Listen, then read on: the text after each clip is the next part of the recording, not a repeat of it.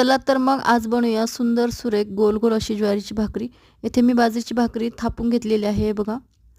तवा तापल्यानंतर लगेचच टाकून घ्यायची आहे। तवा व्यवस्थित तापलेला पाहिजे आणि मग त्याच्यानंतर वरून पाणी लावायचं आहे। काही जणांना हे समजत नाही की भाकरी उलटी कधी करायची।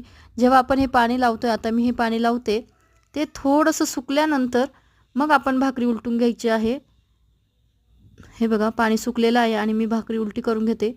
बघा किती छान आपली एक बाजू भाजून झालेली आहे। ही भाकरी आपण गॅसच्या फ्लेमवरती भाजणार आहोत। हे बघा भाकरी भाजलेली आहे एका बाजूने। आता आपण दुसऱ्या बाजूने भाजून घेऊ। छान तिला पापुद्रा येतो, एकदम कुडकुडीत होते। हे बघा अशा प्रकारे फुगलेली आहे टम्म।